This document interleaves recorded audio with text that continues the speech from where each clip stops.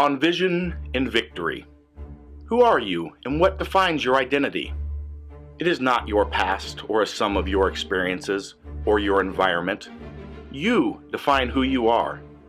You have the power to define who you are and what you will be in the future. None of your past experiences define you unless you let them or want them to. You can create the vision for who you choose to be in life and then work to become that. Too many people let past experiences or external factors define them. It can be productive and instructive to acknowledge and honestly evaluate your past.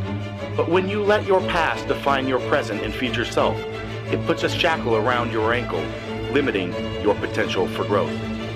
Great men never allow themselves to be limited in this way. Extraordinary things have never resulted from this approach. Visionaries shape the world we live in, and you can be the visionary who shapes your life. I've referred to my own past experiences occasionally in recent articles, interviews, or podcasts, but this story has nothing to do with what I've chosen to become and who I am today. Let me repeat that.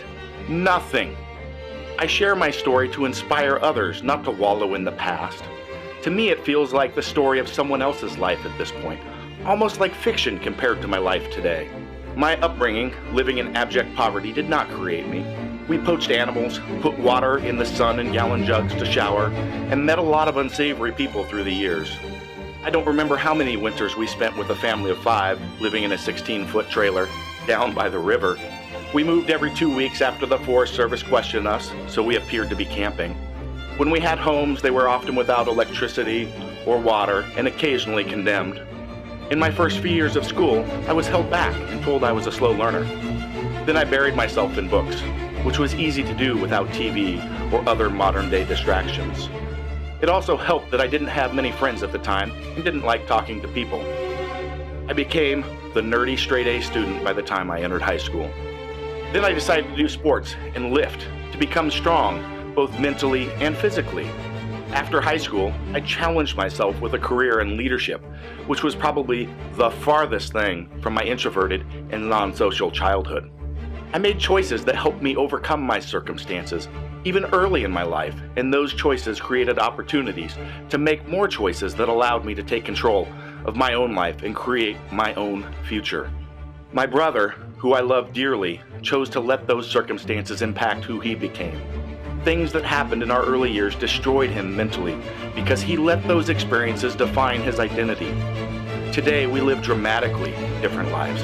He still lives the one I left behind, refuses to change, and has probably become even worse.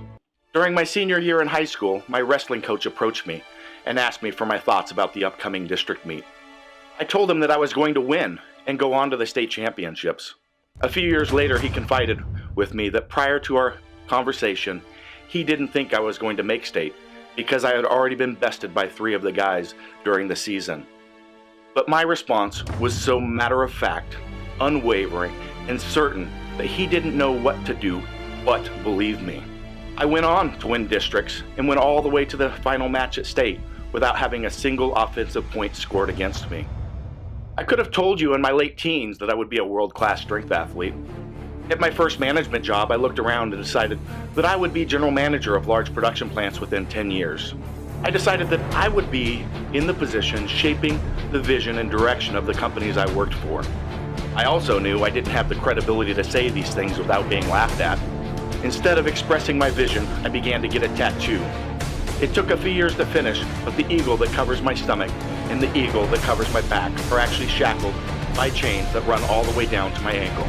The tattoo represents the idea that you can fly to whatever heights you can envision in life if you realize that the only thing holding you back is yourself. I am now in the process of tattooing over the eagle on my back because it doesn't matter anymore.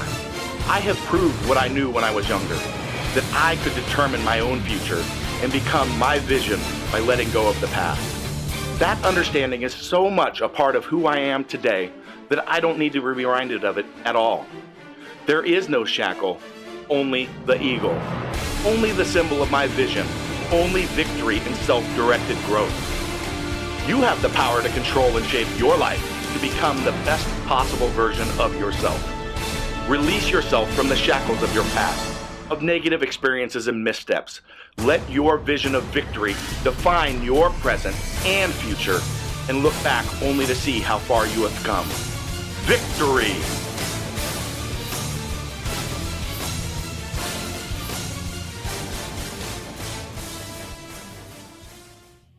If you want to maximize your strength and the longevity of your athletic career, or just support the production of further content, click on this video to the link to our store to check out our full line of products.